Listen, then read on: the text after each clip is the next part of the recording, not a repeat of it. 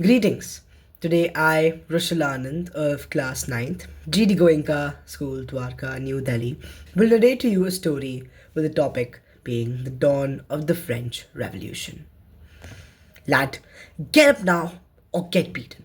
There are half a dozen sacks of flour waiting on you to knead them. Move! The baker continued to snap as the boy drowsily rubbed his eyes, adjusting to the light at the door. It was 4 in the morning. Not even the rooster had deigned to crow at this ungodly hour. But just as had been the case for months now, an ever growing queue of chaotic ladies had formed outside the only bread shop in town which hadn't either gone out of business or been picketed. A half awake 15-year-old Jean stumbled into the shop and began kneading, the aroma of bread making him hungry. But fear of the baker? Less so. Outside, he hears familiar noises. The begging of women for bread, even as their earnings splay out on the counter. Not enough for a single meal. Furious outcries demanding an explanation of why the prices of bread have gone up again. And sometimes, just sometimes, the baker abandons his controlling and commanding demeanor and sighs, saying that the taxes are bleeding him dry as well. Jean continued kneading, knowing full well that the dilemma that these women were in had lost his sister a year ago. And he was not earning in gold, but in bread.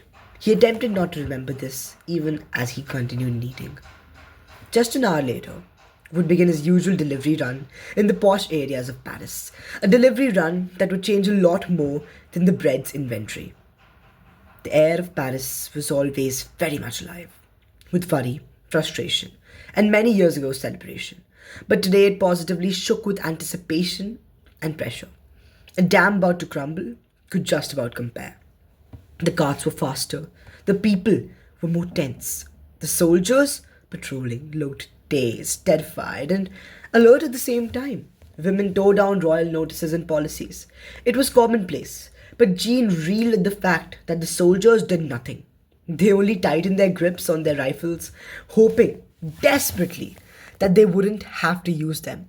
Jean saw pockets of people glaring at them, clenching their fists, but this time they looked ready to strike, rather than just retreat and sulkily stare.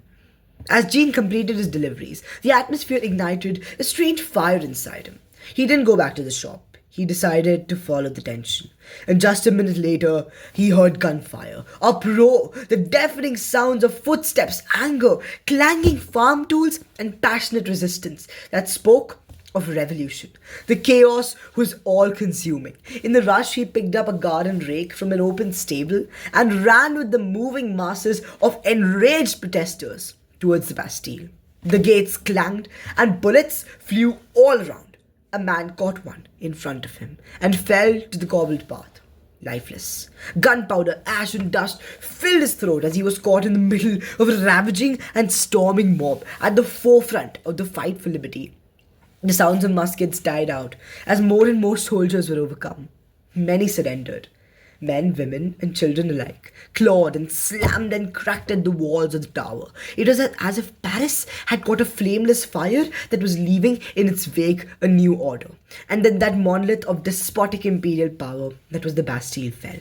The king was over. The monarchy definitely over. But the revolution, with the adrenaline and hope that surged in Jean was sure that a new day of equality, liberty, and fraternity was just a night away. And the revolution, it had just begun. Thank you.